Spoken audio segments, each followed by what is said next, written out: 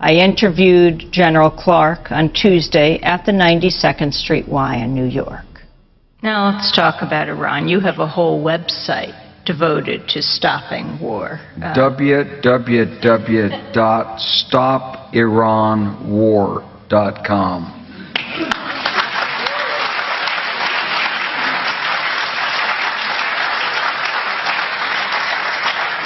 Do you see a replay of what happened in the lead up to the war with Iraq? The allegations of the weapons of mass destruction, the media leaping on to the bandwagon?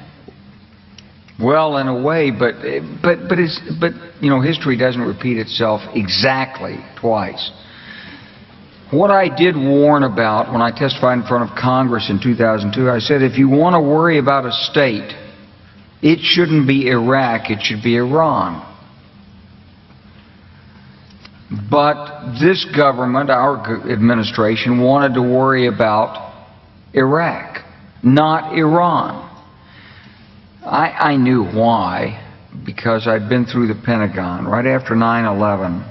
About 10 days after 9/11, I went through the Pentagon and I saw Secretary Rumsfeld and Deputy Secretary Wolfowitz. I went downstairs just to say hello to some of the people on the Joint Staff who had used to work for me, and one of the generals called me and he said, "Sir, you got to come in. You got to come in and talk to me a second." I said, "Well, you're too busy." He said, "No." He says, "We've made the decision. We're going to war with Iraq." This was on or about the 20th of September. I said, "We're going to war with Iraq. Why?" He said, "I don't know." He said, "I guess they don't know what else to do." So I said, "Well, did they find some information connecting Saddam to Al-Qaeda?" He said, No. He says, "There's nothing new that way. They just made the decision to go to war with Iraq."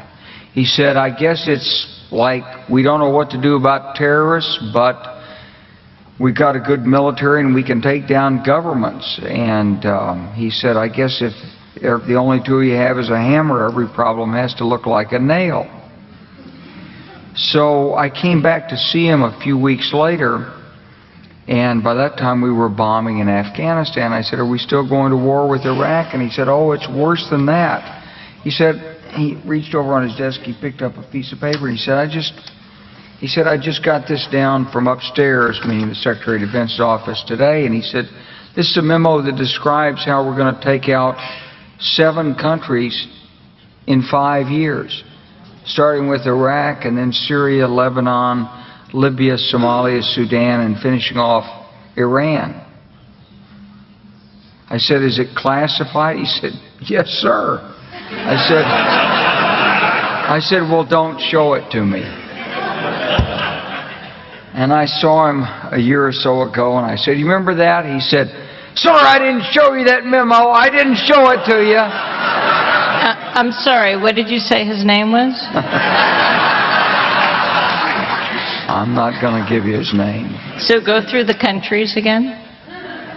Well, starting with Iraq, then Syria and Lebanon, then Libya, then Somalia and Sudan, and then back to Iran.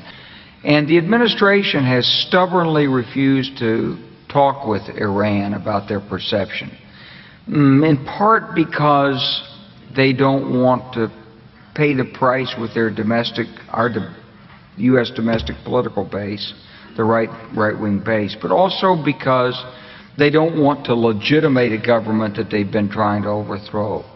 If you were Iran, you'd probably believe that you were mostly already at war with the United States anyway, since we've asserted that their government needs regime change. So, and we've asked Congress to appropriate $75 million to do it, and we are supporting terrorist groups, apparently, who are infiltrating and blowing up things inside Iran. And if we're not doing it, let's put it this way, we're probably cognizant of it and encouraging it. So it's not surprising that we're moving to a point of confrontation and crisis with Iran. my point on this is not that the Iranians are good guys, they're not, but that you shouldn't use force except as a last resort. There is a military option, but it's a bad one. I wanted to get your response to Seymour Hersh's piece in the New Yorker to two key points this week. Reporting the Pentagon's established a special planning group within the Office of the Joint Chiefs of Staff to plan a bombing attack on Iran. That this is coming as the Bush administration and Saudi Arabia are pumping money for covert operations into many areas of the Middle East, including Lebanon, Syria, and Iran, in an effort to strengthen Saudi-supported Sunni Islam groups and weaken Iranian-backed Shias. Some of the covert money has been given to jihadist groups in Lebanon with ties to al-Qaeda.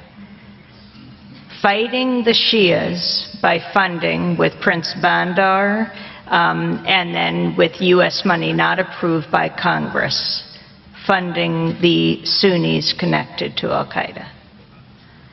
Well, I don't have any direct information to confirm it or deny it. It's certainly plausible. The Saudis have taken a more active role. You know, the Saudis... You were just in Saudi Arabia. You just came back from Saudi Arabia. Yeah, well, the Saudis have basically recognized that they have an enormous stake in the outcome in Iraq, and they don't particularly trust the judgment of the United States in this area. We haven't exactly proved our competence in Iraq. Do you think that President Bush should be impeached?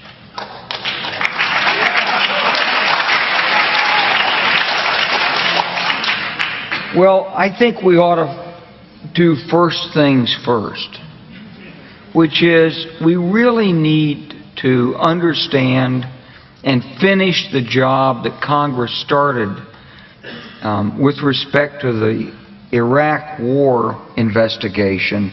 Do you remember that there was going to be a study released by the Senate that the senator from Iowa or from Kansas, who was the Republican head of the Senate Intelligence Committee, was going to do this study to determine whether the administration had in fact misused the intelligence information to mislead us into the war with Iraq?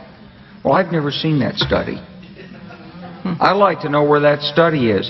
I'd like to know why we've spent 3 years investigating Scooter Libby when we should have been investigating why this country went to war in Iraq.